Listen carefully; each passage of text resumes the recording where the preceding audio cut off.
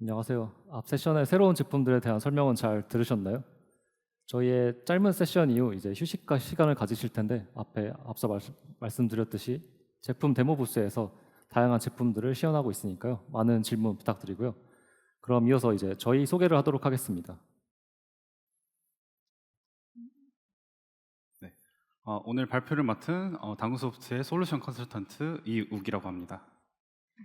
네, 반갑습니다.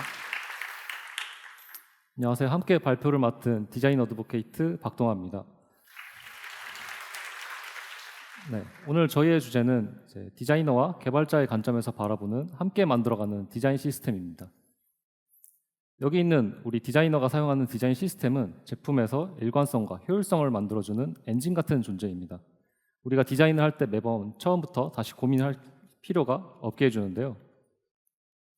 그런데도 가끔은 고민할 때가 있습니다. 왜 그럴까요? 이제 단순히 디자인을 좀 바꿔보고 싶어서 또는 현재 컴포넌트가 마음에 들지 않아서 여러 가지 이유가 있을 수 있겠지만 그 이유 중 하나는 제대로 된 시스템이 없거나 또는 각자 사용하는 방식이 다르기 때문입니다.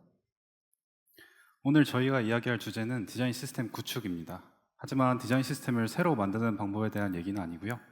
멋진 디자인 시스템들은 이미 커뮤니티에 많이 배포가 되어 있습니다. 여러분 중 일부는 직접 만들었을지도 모르겠는데요. 정답은 없지만 이러한 베스트 프랙티스를 통해 참고해 주셔도 되겠습니다. 네, 요즘엔 앞서 보셨듯이 기술의 발전이 정말 뛰어나죠.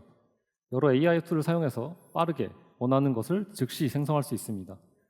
하지만 저희가 하는 디자인은 솔직히 조금 비효율적일 때가 있는데요. 처음 의도한 디자인이 실제 제품에 정확히 그대로 반영되기는 쉽지 않습니다. 이제 뭔가를 만드는 것 자체는 쉽습니다. 하지만 디자인을 통해 진짜 의미 있는 것을 만드는 건 어려운데요. 사용자를 감동시키고 제품의 애정을 느끼게 만드는 건 뭘까요? 그 해답은 터치에 있다고 생각합니다. 디자인을 통해 대상의 경험을 섬세히 배려하는 것, 그게 바로 터치인데요. 하지만 이런 디자인이 아무리 중요해도 처음 의도한 디자인이 실제 제품에 반영되기는 어렵습니다. 왜일까요? 그 이유는 단순합니다. 디자인과 실제 개발은 서로 다른 일이기 때문입니다. 제품 디자인은 표현하고 탐색하고 반복하는 과정입니다. 이런 반복은 유연한 상태일수록 훨씬 더 쉽죠. 그리고 디자인 툴은 그런 유연성을 제공합니다. 예를 들어 앞서 보신 피그마 메이크 같은 새로운 툴 덕분에 이제 코드도 디자이너분들에게 탐색의 도구가 될 수 있고 그런 테스트들도 완성도가 훨씬 높아졌습니다. 하지만 이건 실제 프로덕션 코드와는 매우 다릅니다. 프로덕션 코드는 실험보다는 정밀함과 실행의 영역이죠. 이런 점에서 좋은 제품을 현실로 만들기 위해선 두 가지 서로 다른 환경이 필요하겠습니다. 그래서 우리가 흔히 말하는 픽셀 퍼펙트 코드가 항상 정답은 아닙니다. 정말 완벽한 코드는 픽셀이 아니라 디자인 의도에 맞춰진 코드입니다. 디자인 시스템에서는 반응형 웹이나 다양한 환경에서 디자인 의도를 잘 전달할 수 있어야 하므로 픽셀 퍼펙트를 고수하는 것보다는 유연한 조정이 필요합니다. 예를 들어 다크 모드나 다양한 해상도에서 디자인이 자연스럽게 보이도록 하는 것이 더 중요하겠습니다. 간단한 예를 하나 들어보겠습니다. 이 4개의 컬럼은 시각적으로 표현하는 방법은 정말 다양하죠. 필 컨테이너나 400픽셀, 25% 또는 4분의 1이라고도 표현할 수 있습니다. 마찬가지로 이걸 코드로 표현하는 방법도 여러 가지가 있죠. CSS에서는 이 필 컨테이너 동작을 플렉스 속성으로 구현할 수도 있고 혹은 각 컬럼 사이에 이렘 간격 3개를 고려해서 계산식으로 정확한 크기를 지정할 수도 있습니다. 그런데 이 4분의 1 컬럼이 갑자기 3분의 1 구성으로 바뀐다면 어떨까요? 그럼 우리가 계산해둔 깔끔한 숫자들이 한순간에 꼬이기 시작하죠. 코드에서는 계산에 쓰인 값들을 다시 바꿔줘야 하고요. 이번엔 간격이 2개고 그걸 3개의 컬럼 사이로 나눠야 하기 때문입니다. 그래서 이 경우에는 계산을 추상화해서 더 유연하게 만드는 게 더 나은 선택일 수 있습니다. 네, 그런데 보시다시피 이 코드는 저희가 처음에 의도했던 디자인에서 많이 멀어졌는데요. 이렇게 디자인과 코드는 서로 다른 방식으로 최적화됩니다. 방금 예시에서도 보셨듯이 디자인과 개발 각각의 흐름 속에서 만들어지는 패턴에는 차이와 오차가 생길 수밖에 없는데요. 이건 문제가 아니고 오히려 좋다고 볼 수 있습니다. 우리는 서로 다른 출발점에서 같은 목적지를 향해 가고 있는데요. 그러니 그 목적지에 도달하는 경로가 항상 평행할 수는 없겠죠.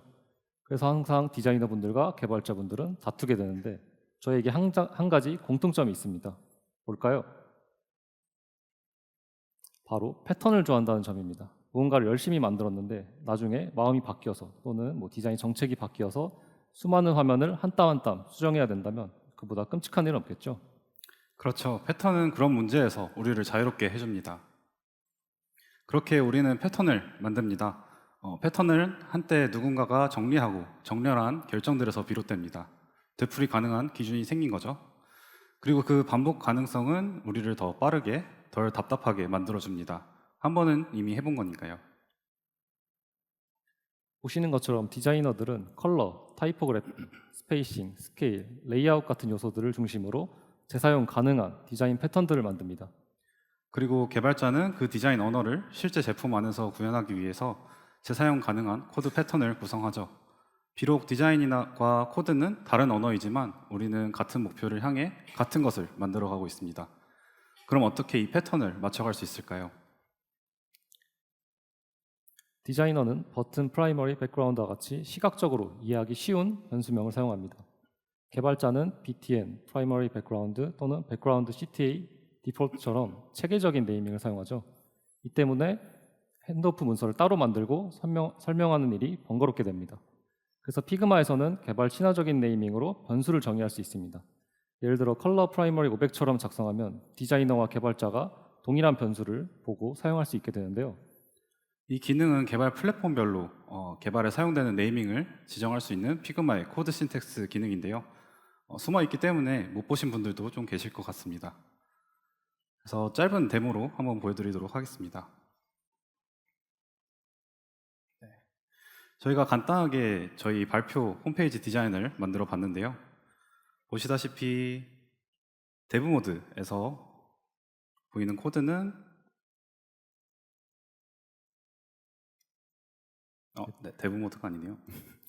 네, 데브 모드에서 지금 스페이스 슬래시 1200 등으로 이제 디자이너가 사용한 변수명이 그대로 보이고 있습니다.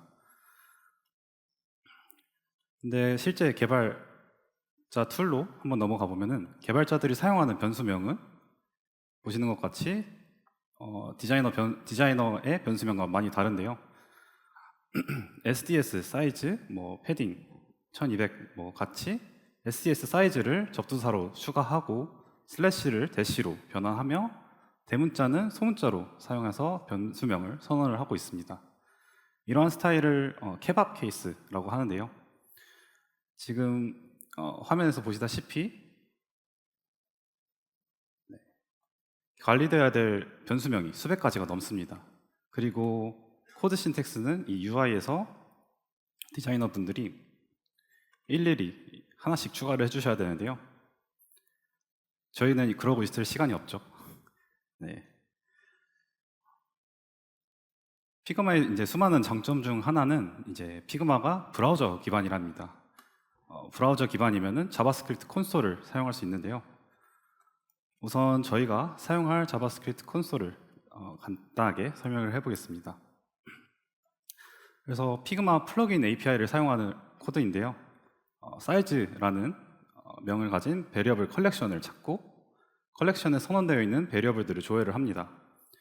다음으로 이러한 베리어블들에서 웹에 대한 코드 신텍스를 설정하면서 앞에는 var, sds 사이즈 접두사를 붙이고 슬래시를 대시로 바꾸는 정규식을 사용하고요. 마지막으로 대문자를 소문자로 바꾸는 함수를 사용을 하고 있습니다. 그래서 코드가 작성이 완료되었으니 실행을 해야겠죠. 커맨드 K나 컨트롤 K를 입력을 하시면은 명령어 검색창이 나오는데요. 여기서 콘솔을 입력을 해보시면은 피그마 앱에서도 콘솔을 보실 수 있으십니다. 그래서 이 콘솔에서 이 자바스크립트 코드를 한번 실행을 해보겠습니다.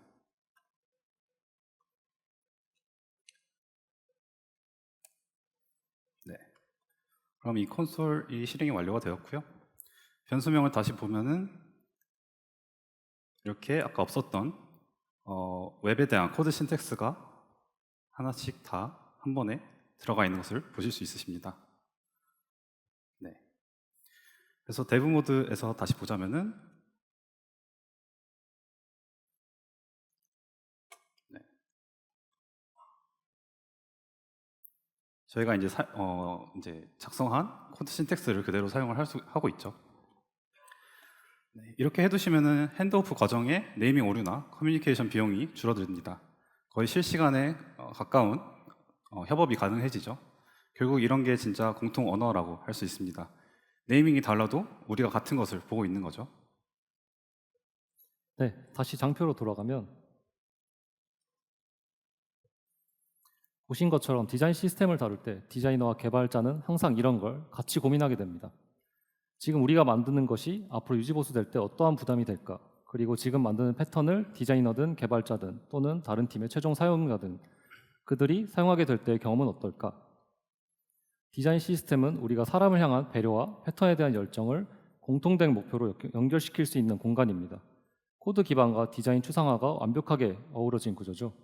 잘 만들어졌을 때는 유지보수도 쉽고 반복 개선도 가능하며 다른 사람에게 넘겨주기도 수월합니다.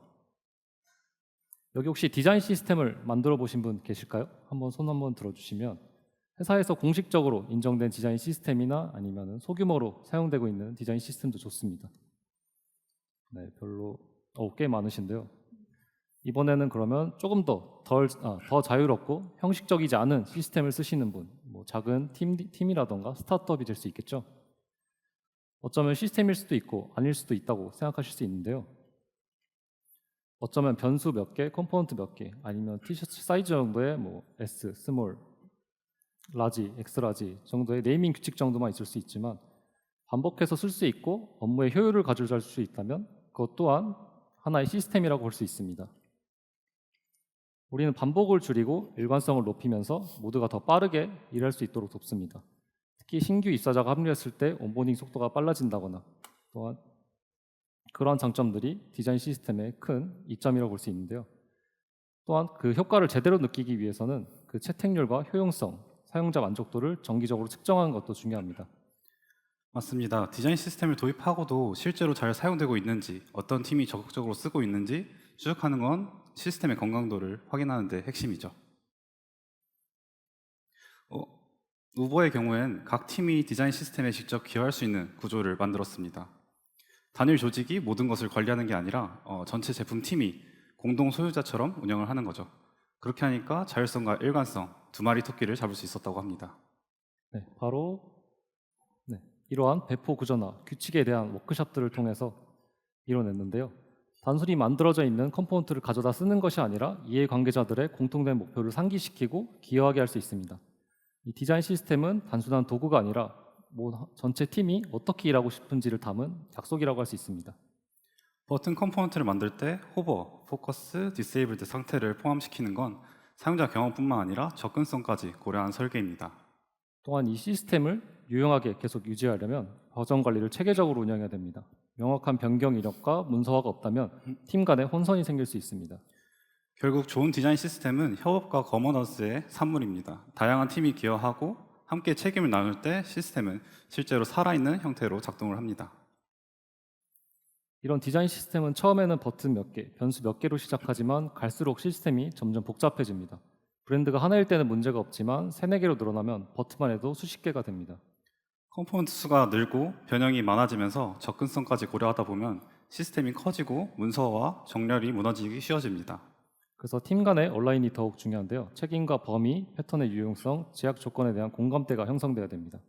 어떤 팀은 테이블 컴포넌트를 리스트처럼 사용하고 싶어 하시고 다른 팀은 데이터 시각화를 중시할 수 있겠죠. 자, 이제 현실적으로 생각해 보면 만약에 이런 일이 생기면에 대한 세밀한 시스템을 미리 구축할 필요는 없습니다. 시스템이 처음에는 아무리 작고 단순하게 시작해도 언젠가는 몇 주, 몇 일 후에 또는 몇 달 후에 시스템이 성장할 필요가 생깁니다. 그리고 성장은 시스템 작업에서 마찰이 생길 수 있습니다. 처음에는 변수 몇 개부터 시작해서 이러한 버튼 컴포넌트 또는 이 파란색 버튼에 8가지 새로운 변형을 추가하게 됩니다. 또한 이제 기존 변수들의 새로운 값을 추가해야 될 때가 옵니다. 기존 값을 조정하거나 또는 새로운 사이즈를 만들어야 되겠죠. 이렇게 기존 스케일은 맞지 않지만 필요할 때는 어떡할까요? 이렇게 시스템은 실제 사용 사례를 반영하기 위해 변화하면서 현재 상태에서 한계를 맞이하기 시작합니다. 그것이 시스템이 잘못됐다는 의미는 아니고요. 시스템이 성숙해져 가고 있다는 신호입니다. 한계를 넘는 것은 성장의 징후입니다. 이제 우린 단순히 색상이나 컴포넌트를 재사용한 단계가 아니라 더 크고 더 연결되고 구성 가능한 패턴을 만들기 시작하고 있습니다.